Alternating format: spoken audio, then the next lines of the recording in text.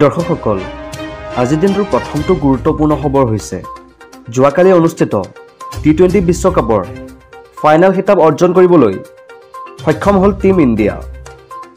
দক্ষিণ আফ্ৰিকাক হৰুৱাই টি-20 বিশ্বকাপৰ খিতাপ দখল কৰিলে ভাৰতে আৰু টীম ইণ্ডিয়াই এইবাৰ একেবাৰে 17 বছৰৰ পিছত বিশ্বকাপৰ খিতাপ দখল কৰিবলৈ সক্ষম হয়।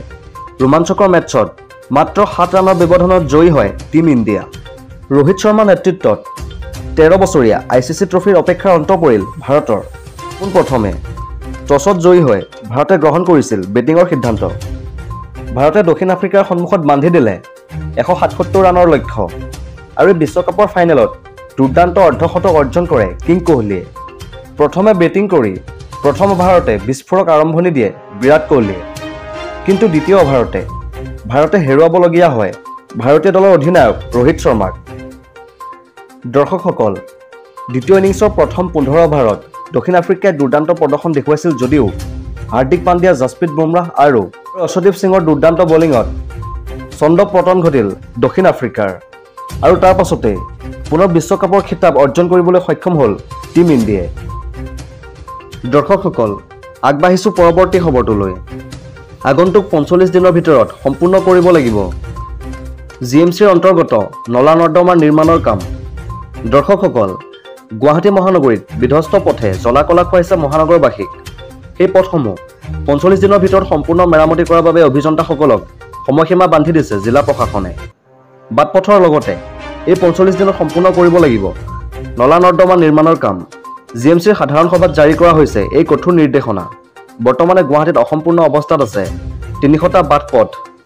লোকসভা নিৰ্বাচনৰ সময়ত নিৰ্বাচনী বিধি জাৰি হোৱাৰ বাবে আধৰুৱা হৈ আছিল গুৱাহাটী চহৰৰ বহু উন্নয়নমুখী কাম আৰু আধৰুৱা হৈ থকা কামসমূহ অতি গুৰুত্ব সহকাৰে কৰিবৰ কাৰণে সোমবাৰৰ পৰা অভিযন্তাসকলক নিৰ্দেশ দিয়ে GMC কৰ্তৃপক্ষই। আৰু ইয়াৰ উপৰি সাধাৰণ সভাই লোৱা সিদ্ধান্তসমূহৰ ভিতৰত গুৱাহাটী মহানগৰীত 10খন বিদ্যালয় স্থাপন কৰা হ'ব অত্যাধুনিক শৌচাগাৰ আৰু প্ৰতিটো ৱাৰ্ডৰ উন্নয়নৰ প্ৰতি ৰখা হ'ব চোকা দৃষ্টি। ইয়াৰ উপৰি 7খন নতুন ছুপাৰ চাৰ্কাৰ ক্ৰয় কৰিব GMCয়ে। সৰু আকাৰৰ ছুপাৰ চাৰ্কাৰসমূহে উপপথসমূহৰ নলা নৰ্দমা চাফা কৰাত গ্ৰহণ কৰিব বিশেষ ভূমিকা, যাৰ ফলত মহানগৰবাসীয়ে কিছু হ'লেও পৰিত্ৰাণ পাব কৃত্ৰিম বানৰ পৰা। সাধাৰণ সভাৰ সিদ্ধান্ত মৰ্মে ইয়াৰ উপৰি গুৱাহাটীৰ বিভিন্ন প্ৰান্তত গুৱাহাটীখন দেখাত ধুনীয়া কৰাৰ উদ্দেশ্যেৰে লগোৱা হ'ব বিশেষ লাইট আৰু নিৰ্মাণ কৰা হ'ব 150টা বিধ্বস্ত অৱস্থাত থকা পথ আৰু 45 কোটি টকাৰ ব্যয়ৰ পৰিকল্পনাৰে হাতত লোৱা প্ৰকল্পবোৰ সময়ত কিমান জিলিকি উঠিব তাৰ ওপৰতহে থাকিব ৰাইজৰ চকু।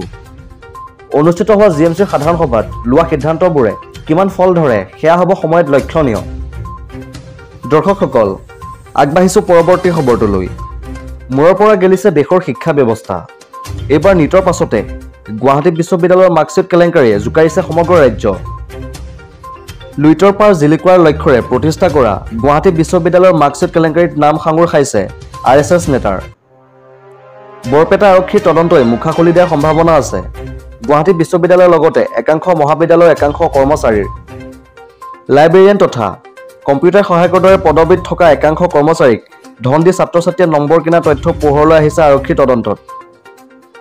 ধন দিলে পৰীক্ষা নিদিয়াকৈও বেগ ক্লিয়াৰ হোৱাৰ কথা ধৰা পৰিছে আৰক্ষীৰ তদন্তত। টকালৈ মাৰ্কশ্বিটত বহু ছাত্ৰ-ছাত্ৰীৰ নম্বৰ বহুৱা অভিযোগত ইতিমধ্যে আৰক্ষীৰ জালত পৰিছে 8জনকৈ অভিযুক্ত। গুৱাহাটী বিশ্ববিদ্যালয়ত ধন দি নম্বৰ কিনাৰ দৰে জঘন্য ঘটনাত গুৱাহাটী বিশ্ববিদ্যালয়ৰ বহু বৰমূৰীয়াৰ লগতে প্ৰাক্তন আৰু বৰ্তমান ছাত্ৰ জড়িত থকাৰ অভিযোগো আনিলে স্নাতকোত্তৰ ছাত্ৰ সন্থাৰ বিষয়াগৰাকীয়ে। আনকি ধন দি নম্বৰ কিনাৰ দৰেও জঘন্য ঘটনা ৰোধ কৰিবলৈ UAMSৰ ব্যৱস্থা বাতিলৰো দাবী জনালে স্নাতকোত্তৰ ছাত্ৰ সন্থাই। আগবাঢ়িছোঁ পৰৱৰ্তী খবৰটোলৈ। ভাৰত চীন সীমান্তৰ বুধি নদীত উটি গ'ল 5জন ভাৰতীয় সেনা জোৱান। লেহৰ প্ৰকৃত নিয়ন্ত্ৰণ ৰেখা অৰ্থাৎ LOCৰ সমীপত শুক্ৰবাৰে নিশা সংঘটিত হয় এই ঘটনা। শনিবাৰে পুৱা সেনা বাহিনীৰ ফালৰ পৰা জনোৱা হয় এই তথ্য। প্ৰশিক্ষণ চলি থকাৰ সময়তে সেই ঘটনা সংঘটিত হয়। শুক্ৰবাৰে নিশা 1 বজাত প্ৰকৃত নিয়ন্ত্ৰণ ৰেখাৰ সমীপৰ দৌলত বেগন্দি অঞ্চলত চলিছিলে প্ৰশিক্ষণ। সেনা বাহিনীৰ দলটোৱে বুধি নদী পাৰ হোৱাৰ চেষ্টা কৰিছিল এখন T-72 টেংকেৰে আৰু টেংকখন গৈ থকা অৱস্থাতে অৰ্থাৎ নদীৰ পানী বৃদ্ধি পাবলৈ আৰম্ভ কৰে। সেনা জোৱান কেইজন সতৰ্ক হোৱাৰ পূৰ্বে টেংকসহ সেনা জোৱানসকল নদীৰ পানীত উঠি যায়। আৰু তাৰ পাছতে ঘটনাৰ কিছু সময়ৰ ভিতৰতে আৰম্ভ হয় উদ্ধাৰ অভিযান।